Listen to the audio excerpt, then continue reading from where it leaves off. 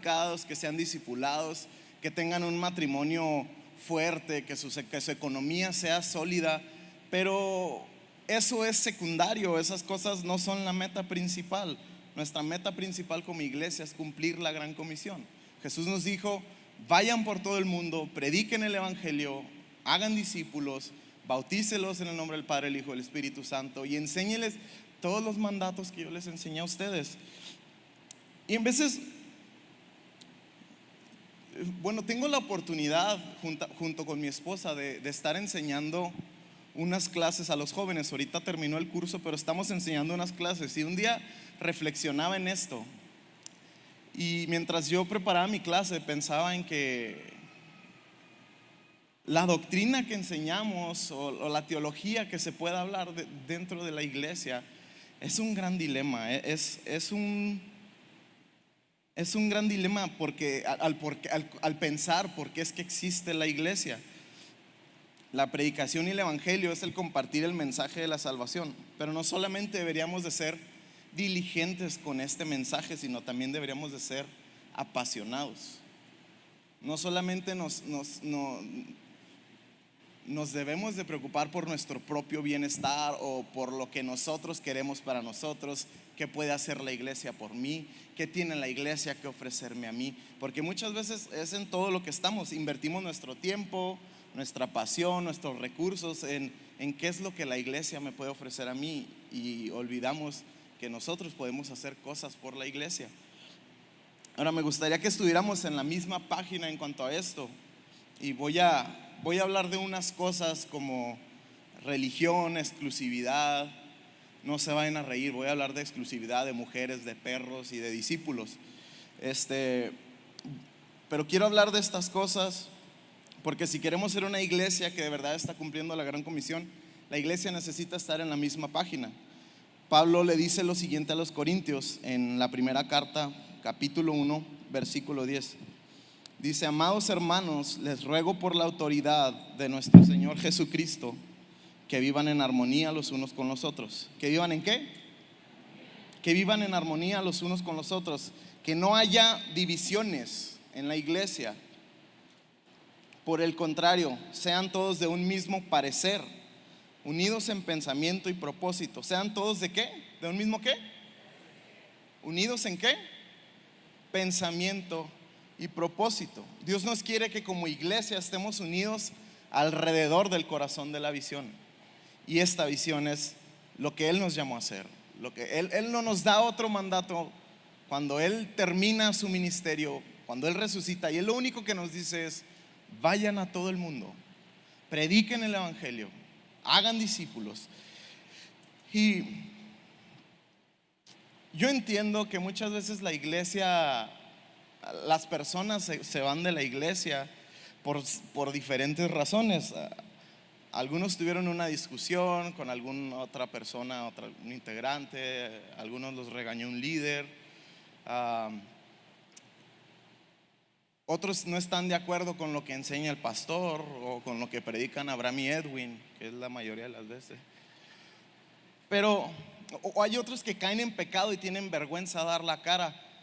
Pero hay una que yo encuentro que no es tan mala, y yo digo, yo creo que esa es una buena razón para que tú cambies de iglesia. Y esta es que tú no estés de acuerdo con la visión de la iglesia. Si tú no estás de acuerdo con la visión de la iglesia, eso habla bien de ti, que tú digas maduramente: me voy a levantar, me voy a ir y me voy a ir a plantar en otra iglesia.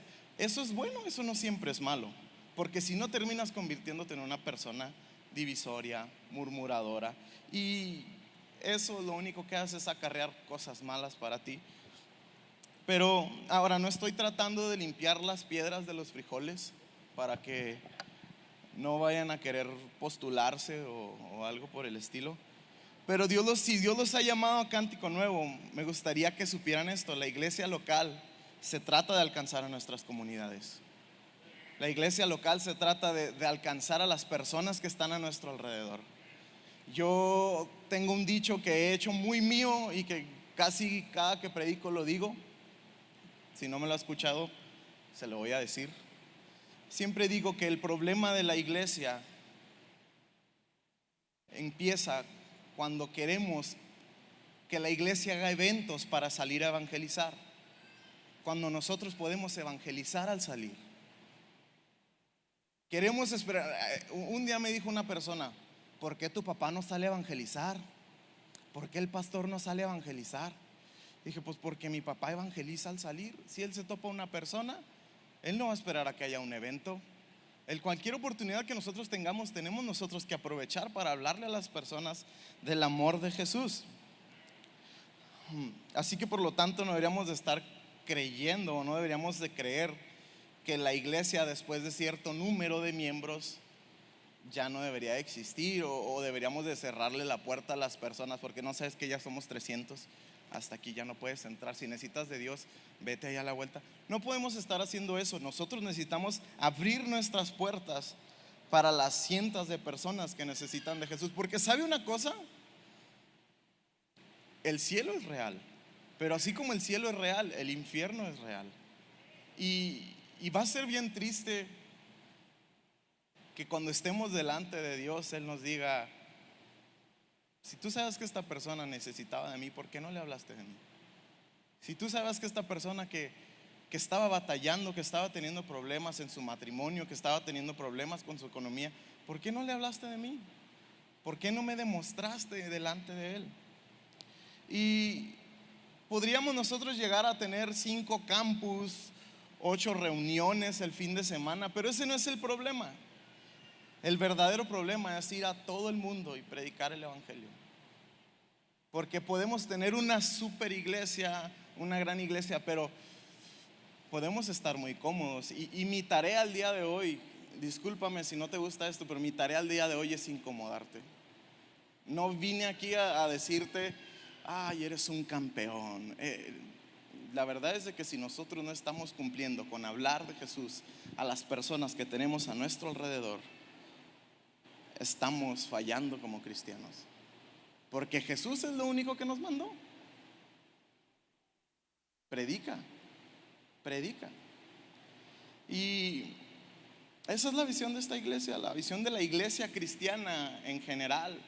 No solamente de Cántico Nuevo, pero me atrevo a hablar por Cántico Nuevo. La visión de la iglesia es predicar el evangelio, atraer a las personas hacia Jesús, pero más que nada estar orando por esas personas.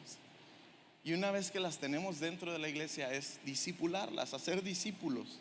Y en esta iglesia nosotros debemos de ser personas, o como cristianos simplemente debemos de ser personas incluyentes que aceptan a los demás.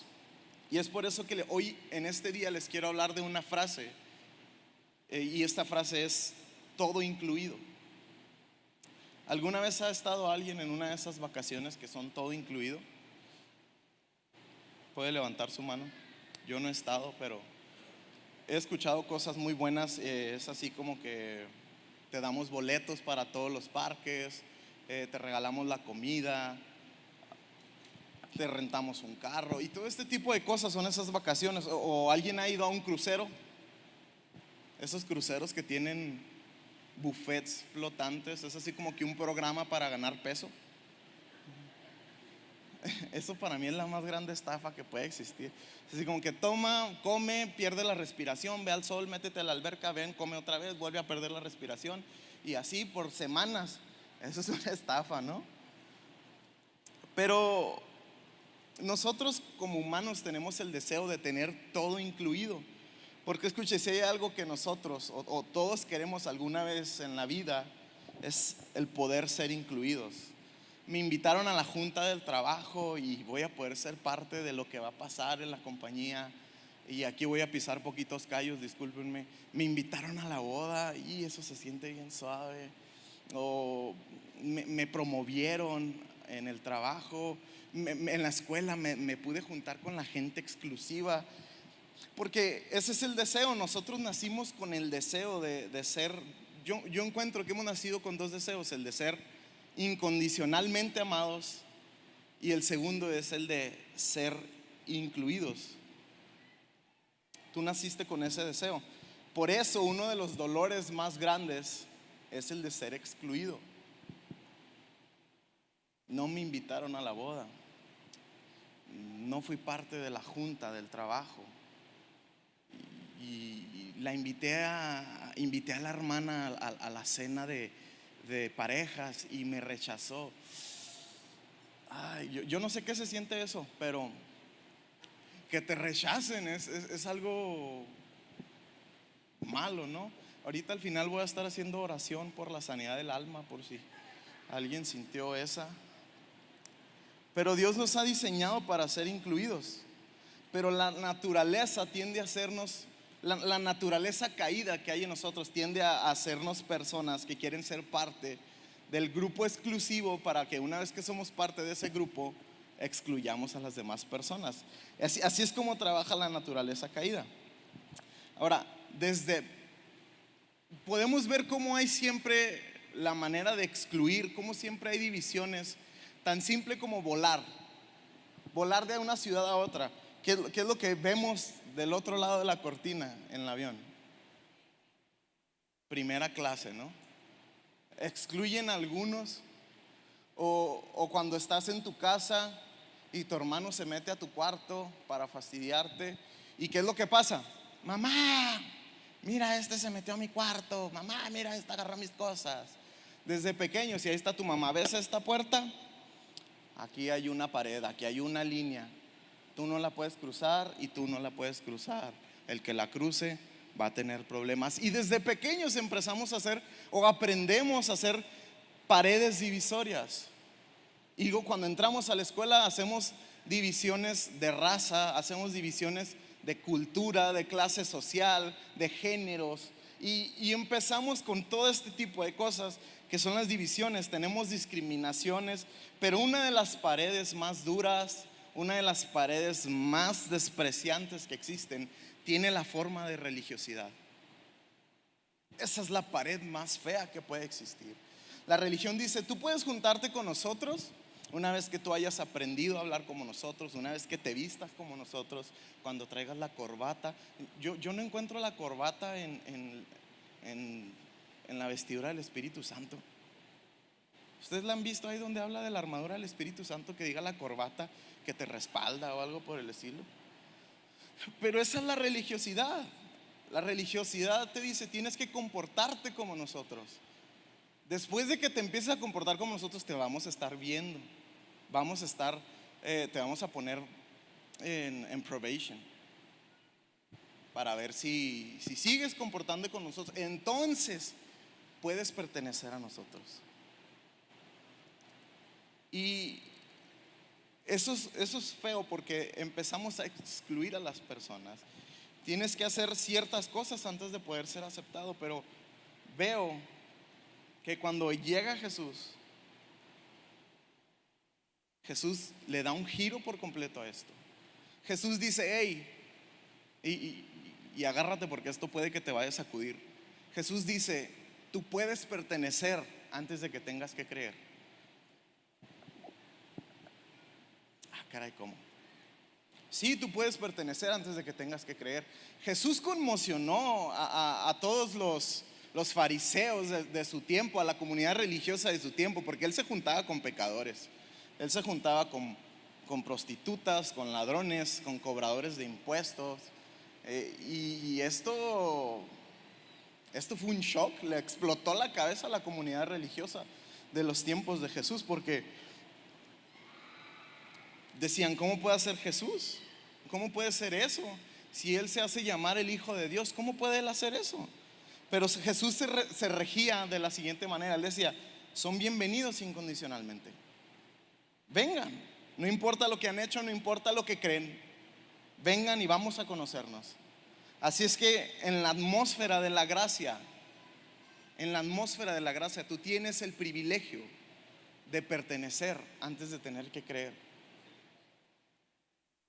Y una vez que la gente, porque esta es la cosa, estamos tan llenos de reglas, estamos tan llenos de regulaciones, que la gente está harta de eso.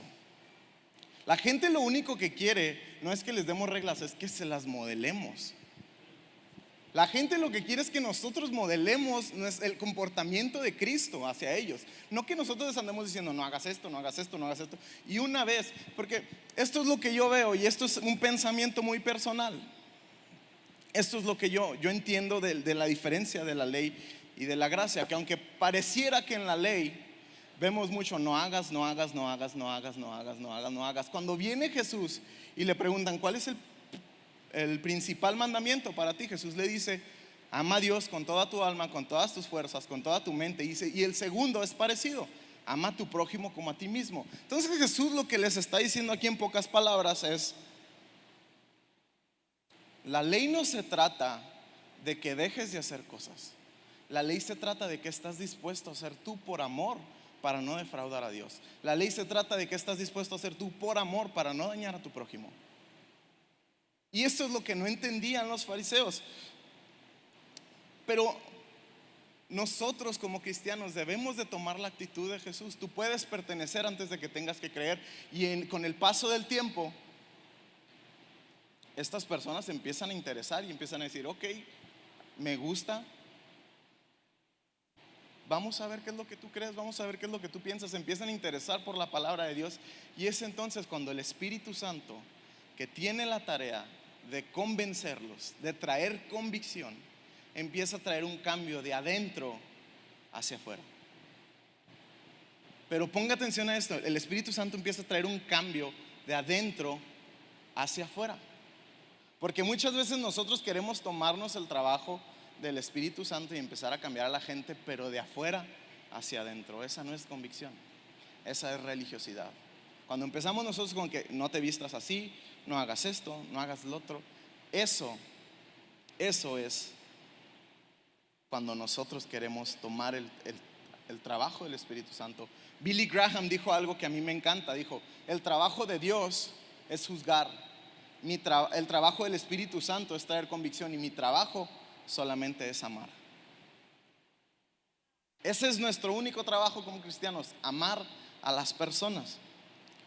Pero nosotros queremos decirle a las personas una lista de no hagas esto, no hagas lo otro. Y honestamente, ¿quién quiere eso?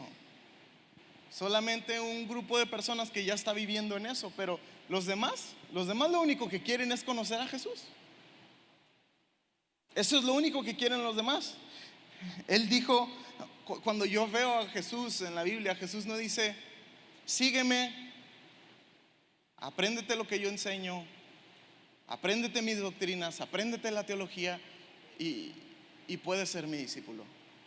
Jesús no dijo eso. Jesús dijo, sígueme y yo te haré.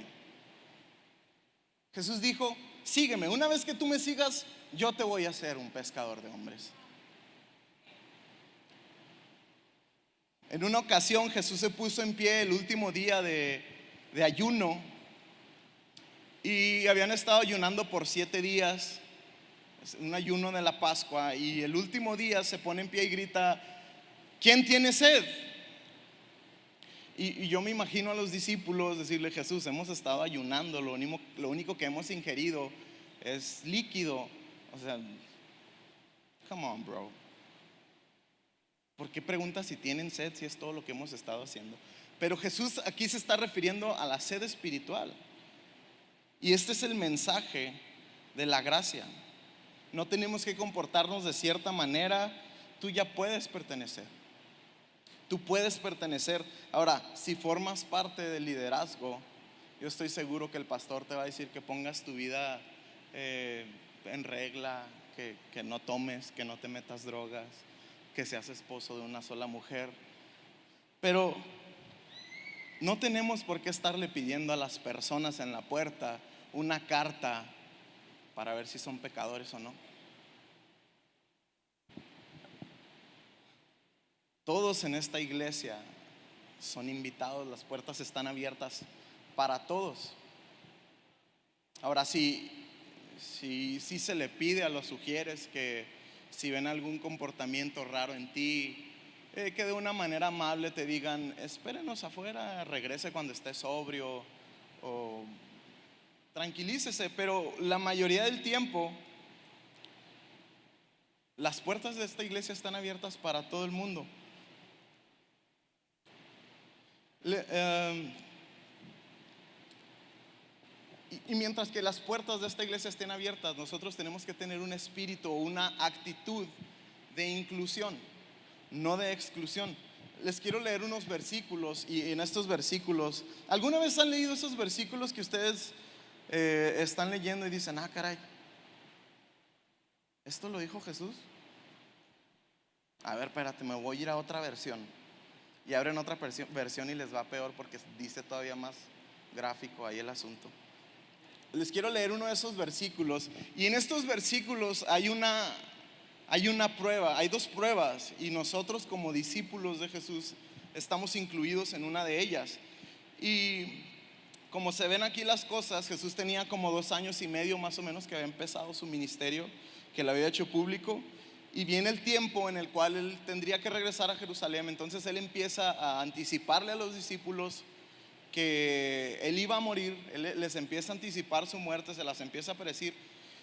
¿Y qué es lo que significa esto? Que por 2 años y medio los discípulos lo han estado viendo hacer milagros, sanando enfermos, levantando paralíticos, resucitando a los muertos. Y ocasionalmente Jesús y los discípulos deciden tomar unas vacaciones. Y es lo que está pasando aquí. Quieren ir a tomar un poco de aire fresco, así que Jesús les dice, muchachos, vamos a tomar un descansito. Pero nunca les dice a dónde van a ir. Y ellos van a ir a una costa a tomar un descanso. Jesús no les dice a cuál. Y me gustaría que leyéramos esto. Esta historia está en Mateo 15 y vamos a comenzar en el versículo 21. Quiero que pongan mucha atención a estos versículos. Vamos a leer 15, 21 y 22.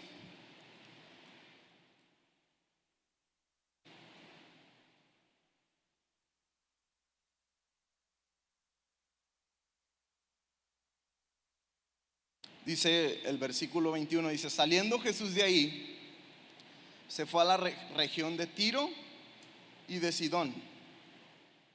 Guardemos eso ahí, Tiro y Sidón. Y he aquí una mujer cananea que había salido de aquella región clamaba diciéndole, Señor, hijo de David, ten misericordia de mí, mi hija es gravemente atormentada por un demonio. Ahora, tenemos aquí Tiro y Sidón. Tenemos una mujer que está interrumpiendo las vacaciones. Esta mujer era una mujer impura conforme a la cultura judía, una mujer gentil. Y las vacaciones de Jesús y de los discípulos están siendo interrumpidas. Ahora, si tú eres judío, el último lugar al que tú quieres ir de vacaciones es a Tiro y a Sidón, porque esta era una ciudad repugnante para los judíos. Ellos eran los enemigos de los judíos. Y en la historia judía hay un historiador llamado Josefo, y él declara lo siguiente, dice, la gente de Tiro son nuestros más amargos enemigos. Para que se dé una idea de qué tanto es que se odiaban entre ellos, Jesús, hablando del juicio, dice en Mateo 11, 22, les digo que el día del juicio a Tiro y a Sidón les irá mejor que a ustedes. O sea, Jesús está comparando los que rechazan el evangelio con su peor enemigo. Esto es lo que era Tiro y Sidón. Y Jesús los lleva a descansar ahí. ¿Por qué? Porque hay algo que yo he entendido en cada lugar que Jesús hace una parada. Jesús tenía una agenda. Y Jesús se lleva a los discípulos a descansar a la ciudad que más odiaban. Y en medio del descanso llega una mujer, interrumpe la escena y está gritándole a Jesús, Jesús, ayúdame, ten compasión de mí, mi hija está siendo atormentada y por un demonio. Y quiero que fotografíe esto en su mente. Por lo regular en el ministerio de Jesús vemos a las personas que tenían necesidad de algo llevar ante Jesús a los enfermos. Veíamos a Jesús que en el monte le acercaban a todos los enfermos. Unos amigos hicieron un hoyo en el techo, llevaban a los enfermos con necesidad ante Jesús. Entonces es probablemente que ahí donde estaba Jesús estaba la señora esta con su hija endemoniada. Entonces quiero que fotografiemos esto. Y esta mujer está ahí clamándole y pidiéndole a Jesús. Ella tiene su hija y los discípulos empiezan a hablar. En el versículo 23 dice, en este versículo veo que se tuerce un poco la historia. Dice, pero Jesús no le contesta ni una palabra. La versión Abraham habla hoy dice, pero Jesús la dejó en visto. Así es que esta mujer está rogando por misericordia, tiene a su hija ahí temblando, se metió al cuarto, interrumpió las vacaciones sin permiso. Esta mujer está quebrando muchas cosas de la ley. ¿Por qué está quebrando cosas de la ley? Está quebrando cosas de la ley culturales, sociales, porque esta mujer tiene una necesidad y Jesús ni siquiera la voltea a ver. Él solo está viendo a sus discípulos. Y la mujer continúa rogándole desolada. Dice, ten misericordia de mí, oh Señor, hijo de David, pues mi hija está poseída por un demonio que la atormenta terriblemente. Entonces los discípulos le pidieron que la despidiera. Dile que se vaya, dijeron, nos está molestando con sus súplicas. Esta es la ironía de la historia. Unos años atrás, los discípulos eran los excluidos, eran los pecadores, eran con los que nadie quería juntarse, eran los cobradores de impuestos. Estas personas eran todo lo que la sociedad no quería hacer. Y esta es la ironía, porque cuando nosotros no somos cuidadosos, es interesante que la gente que ha sido redimida por la gracia, si no tenemos una actitud correcta, podemos terminar siendo condescendientes con las personas que necesitan la misma gracia que nosotros hemos recibido. Si nosotros no somos cuidadosos, podemos terminar con una actitud condescendiente hacia las personas que necesitan la misma gracia con la que nosotros fuimos redimidos. Y eso es lo que está pasando aquí con los discípulos. Jesús no le contesta nada.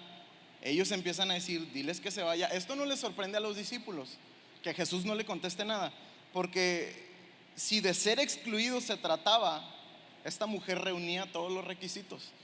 Uno, esta mujer era de Tiro y Sidón, así es que era una enemiga de Jesús. Dos, era mujer, así que no se les tenía permitido hablar con los maestros. La historia del primer siglo decía lo siguiente: el rabino que habla con mujeres atrae maldición a sí mismo, ignora el estudio de la ley y el infierno. Y Jesús era un maestro. Entonces la segunda es que esta persona era mujer, así que no se le tenía permitido. La tercera, era gentil, no era del pueblo judío, así es que era impura. Y la cuarta y última, esta mujer estaba abordando a un rabí, a un maestro, y esto estaba fuera de orden. Lo único que le faltaba a esta mujer era tener lepra para reunir todos los requisitos. Y pareciera que Jesús está rechazando a esta mujer, pero este no es el Jesús que nosotros conocemos. ¿Está de acuerdo? Este no es el Jesús al que nosotros conocemos. Si nosotros leemos los 15 capítulos antes, vemos a Jesús dándole vida a los muertos, resucitándolos, levantando paralíticos, dándole vista a los ciegos. Este no es el Jesús que nosotros conocemos. Él era un Jesús incluyente completamente. Comía con pecadores, dejaba que mujeres se acercaran a él. Entonces aquí me preguntaba yo, ¿qué es lo que está pasando? O sea, una de las veces se le empiezan a acercar niños y los discípulos los empiezan como brujieres, los empiezan, no, váyanse para allá. Jesús le dice, ey, no, déjenlos que vengan a mí, porque de hecho ellos son la principal ilustración de mi enseñanza. Pero no estaba pasando aquí. O sea, pareciera que Jesús estaba quebrando la ley, pareciera que Jesús está quebrando una tras otra, para que la gente pudiera ser incluida. De hecho, la gente empezó a decir de Jesús así como que, ¿conoces al tal Jesús? Es un borracho, es un tragón, se junta con puro pecador, le encanta andar de fiesta. ¿Y por qué decían estas cosas? Porque Jesús le encantaba incluir a la gente. A todos los que la comunidad religiosa rechazaban o los excluían, Jesús los incluía. Por eso estas personas llamaban a Jesús un fiestero. Y lo que yo veo que está pasando aquí, y quiero que vean este camuflaje, es que hay una prueba de dos lados. Hay una hoja que tiene una prueba en los dos lados. Una prueba para los discípulos y otra prueba para esta mujer. Y continuamos leyendo en el versículo 24. Jesús está en silencio Pero luego voltea con la mujer y le dice: fui enviado para ayudar solamente a las ovejas perdidas de Dios, el pueblo de Israel. Ahora, esto era cierto. Según Jeremías y Ezequiel, Jesús iba a venir a rescatar a las ovejas perdidas de la casa de Israel. Entonces Jesús le está diciendo: hey, dispénsame, yo estoy cumpliendo la ley. Ahora, ¿qué es lo que está haciendo él aquí? ¿Qué es lo que Jesús está haciendo aquí al decirle estoy cumpliendo la ley cuando aparentemente ya la había quebrado? ¿Qué es lo que está pasando? Jesús le está dando una oportunidad a los discípulos de que se levanten y le digan: Jesús, no seas malo. Jesús, ya sanaste en un sábado. Jesús, nos defendiste porque no nos lavamos las manos. Esta mujer está en necesidad, ¿por qué no la ayudas? Jesús les está dando la oportunidad de que ellos saltaran y ellos vieron esto por 2 años y medio, pero estaban reprobando la prueba que Jesús les estaba poniendo. Ellos estaban reprobando esta prueba. Y el versículo 25 me encanta, porque esta mujer dice: se acercó y lo adoró y le rogó una vez más: Señor, ayúdame. Aquí es donde está el otro lado de la prueba. La fe y la desesperación son los dos más grandes detonadores para que tú y yo veamos un milagro en nuestra vida. La fe y la desesperación. No vemos en la historia personas orándole al aire, diciendo: Señor, pues ahí si tú quieres, pues haz un milagro en mi vida. No vemos eso en la historia. Usualmente vemos a personas abriéndose camino entre la multitud, tocando los mantos de Jesús. Vemos a gente gritando: Jesús, hijo de David, ten compasión de mí. No vemos a personas gritándole al aire o orándole al aire: pues ahí sí es tu voluntad, Señor. No. Vemos que la fe y la desesperación detonan los más grandes milagros de parte de Dios hacia nuestra vida. Así es que yo creo que en todas las iglesias deberíamos de estar pasando estas pruebas, porque a diario estamos teniendo estas pruebas dentro de la iglesia.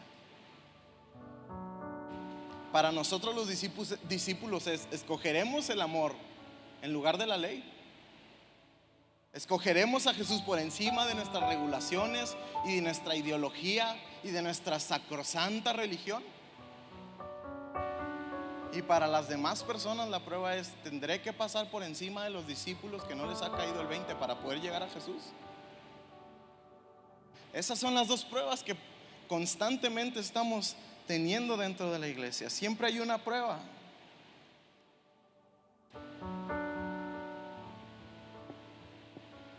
¿Y cuántos de nosotros no hemos escuchado estas cosas de gente?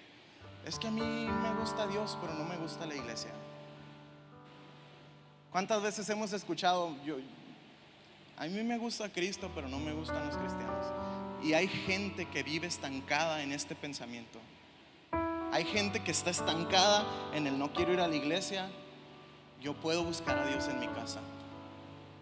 Literalmente conozco historias de personas que llegaron al estacionamiento de una iglesia y que no pudieron bajarse por una mala experiencia que tuvieron en el pasado, porque no nos ha caído el 20 que la iglesia está para incluir a las personas.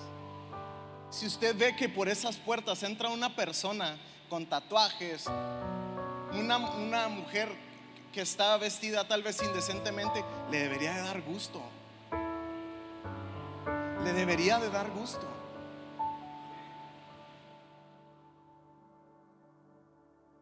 Porque sabemos que Dios puede hacer el cambio en esa persona, pero estamos tan llenos de prejuicios.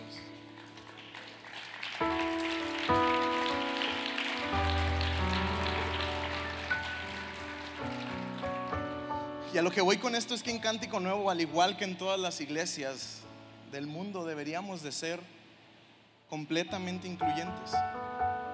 Pero en el versículo 26 Jesús le sube un poquito a la flama y la historia se empieza a poner bien buena. Jesús dice: no está bien tomar la comida de los hijos y arrojársela a los perros. Y aquí es donde yo me quedé: ¿what? ¿Qué está pasando? Ahora todos en la mesa sabían lo que Jesús estaba diciendo. Los hijos son los judíos y los perros eran los de Tiro y Sidón. Pero no es porque Jesús estaba siendo grosero con esta persona, era un apodo que se le tenía despectivamente a esta gente. Y se les decía a los perros no porque es así como que: ay, mi perrito chihuahua en la casa, no. Se les decía a los perros porque eran los que barrían la ciudad, eran los que trabajaban los basureros. Entonces por eso a estas personas se le llamaban los perros. Y Jesús le dice: no está bien tomar la comida de los hijos. ¿Qué es lo que está haciendo? ¿Por qué? ¿Qué es lo que está llevando a Jesús a ser tan grosero? Y algunos eruditos judíos que estudiaron esto dicen que estaba habiendo una conversación sarcástica entre Jesús y esta mujer, que fue lo que los llevó a entender lo que estaba pasando. Y lo que yo veo, lo que yo puedo rescatar de esta imagen es que Jesús les está poniendo un espejo a los discípulos. Jesús les está diciendo: ¿me ven? Así de asquerosa se ve la religiosidad. ¿Me ven? Así de asqueroso se ve el fariseísmo. Así de asqueroso se ven nuestras regulaciones. Porque estamos prefiriendo que no seamos incomodados, que no nos interrumpan por la necesidad de esta persona. Así de asquerosos nos vemos muchas veces cuando somos religiosos con las personas que necesitan la misma gracia, la cual nosotros hemos recibido. Esta mujer estaba necesitada, su hija estaba siendo atormentada y estos estaban preocupados porque no los molestaran.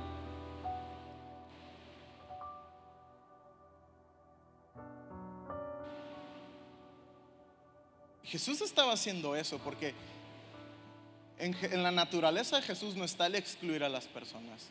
Él dijo: el que viene a mí, y esto significa bajo ninguna circunstancia o bajo ningún filtro, todo el que viene a mí yo no lo echo fuera. Esa es la naturaleza de Jesús. Él siempre lo recibe. Su intención siempre fue sanar a la hija de esta señora, pero en esta ocasión está soltándoles una prueba a los discípulos. Y en el versículo 27 continúa y le dice a esta mujer: es verdad, Señor, pero hasta los perros se les permite comer las sobras que caen bajo la mesa de sus amos. Estoy seguro que para este momento los discípulos ya estaban perdidos. ¿Qué está pasando aquí? Nosotros nomás queremos descansar, nosotros queremos disfrutar nuestras vacaciones, y ahora tú estás hablando de migajas, de perros. ¿Qué tiene que ver esto con nosotros? Jesús ya está teniendo un diálogo bien intenso con esta mujer y continúa diciéndole en el 28: apreciada mujer. Y este es un término de afecto, de aprecio. Le dice: apreciada mujer, tu fe es grande, se te concede lo que pides. Y al instante su hija sanó. Quiero que visualices esto. No sé si tú alguna vez has estado alrededor de una persona que está siendo atormentada por un demonio, o de una persona que lleve a un hijo desesperadamente porque está siendo atormentado. Esto es lo que estaba pasando aquí. Pero Jesús le dice: tu fe es grande, tu hija es sana. En el instante la hija fue sanada. Me encanta la entrada de Jesús al reino. Esa es la entrada de Jesús al reino. Ese es el mensaje de gracia. Esta es la escena que nosotros debemos de estar teniendo con todas las personas que han sido excluidas. Luego los versículos continúan y describen al Jesús que nosotros conocemos. Dice el versículo 29: Jesús regresó al mar de Galilea, subió a una colina y se sentó. Una inmensa multitud le llevó a personas cojas, ciegas, lisiadas, mudas y a muchas más, y las pusieron delante de Jesús. Dice: y él sanó a algunas. No, dice, Él sanó a todas. La multitud quedó asombrada, los que no podían hablar ahora hablaban, los lisiados quedaron sanos, los cojos caminaban bien y los ciegos podían ver y alababan al Dios de Israel. Este es Jesús. Este es Jesús. La religión rechaza, Jesús acepta. La religión construye sistemas reglamentarios, Jesús te dice, eres mi hijo. La religión construye paredes divisorias, pero Jesús viene y rompe toda barrera y te dice, todos los que tengan sed, vengan. Me gustaría terminar con esta historia que leí en un libro. Y un día un hombre que vivía en el otro lado del mundo, en Europa, esta persona era de bajos recursos. Y un día él decide, ¿sabes qué? Voy a juntar para agarrar un barco, irme a Estados Unidos para una mejor vida. Yo les mando dinero a su familia. Él tenía a su esposa y a sus hijos. Y él dice, yo les mando dinero una vez que yo esté de aquel lado, pero voy a juntar para el pasaje, me voy y regreso con más dinero para establecernos bien aquí. Entonces este hombre junta un dinero, compra el pasaje en un barco y le sobra un poco y dice, pues voy a tener que comer en el camino. Se compra una barra de queso y unas galletas y este señor emprende el viaje. Y cada que era la hora de la comida, de la cena o del almuerzo, este hombre iba y se metía a su cuarto, agarraba su queso y sus galletas y él empezaba a comer.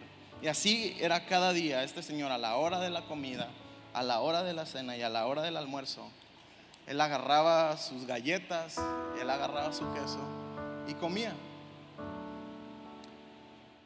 El mero día de que empiezan a ver Estados Unidos, estas personas salen todas a ver cómo se ve bonito Estados Unidos y sale esta persona. Y uno de los que trabajaban para ese barco se le acerca y le dice, qué bonito se ve Estados Unidos, ¿verdad? Sí, ¿cuál es su motivo de este viaje? Le dice, yo soy una persona de bajos recursos, vengo por una mejor vida, vengo para darle una mejor vida a mi familia y después regresaré. Dice, ¿sabe que noté una cosa? Porque cada que era la hora de la comida, de la cena o del almuerzo, usted se metía a su cuarto? Dice, como ya le mencioné antes, soy una persona de bajos recursos y yo solamente tuve dinero para comprar el pasaje y tenía queso y galletas en mi cuarto. Entonces yo es todo lo que podía comer. No me alcanzaba para entrar al comedor. Y le dice a esta persona, ¿cómo? ¿A poco no le avisaron? No me avisaron que con la compra de su pasaje venía todo incluido. Todas las comidas estaban incluidas. De hecho, en el comedor había una silla con su nombre. Había una cuchara, un tenedor y un cuchillo con su nombre. Había un lugar reservado para usted. Y cuando yo leí esta historia, me trajo mucho a memoria cómo es que nosotros estamos tan preocupados por lo que no podemos hacer que olvidamos las promesas que tenemos para nosotros. Olvidamos todo lo que Dios ya prometió para nosotros por estar tan preocupados en lo que no podemos hacer. Porque muchas veces hemos cometido el error de que aceptamos a Jesús en nuestro corazón, entramos por la puerta de la gracia, pero una vez que estamos de este lado nos queremos poner a administrar quién entra por esa puerta y quién no entra.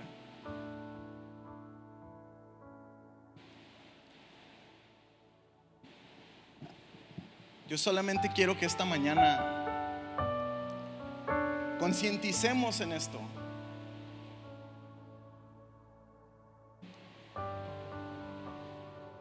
No vine a darte una prédica para que tengas una mejor semana. Vine a concientizarte en esto. Jesús incluía a las personas.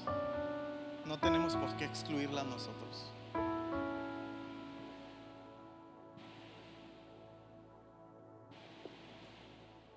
Y quisiera esta mañana, no me puedo ir conscientemente en esta mañana sin decirte que si alguna vez tú pasaste por alguno de esos episodios o un momento como estos en tu vida, que alguien te dio la espalda dentro de la iglesia, alguien te criticó,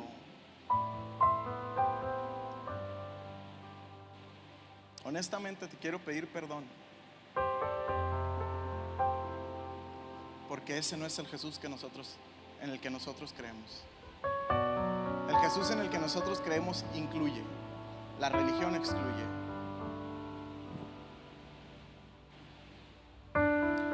Y si nos podemos poner de pie, yo ya he terminado, solo me gustaría hacer una breve oración.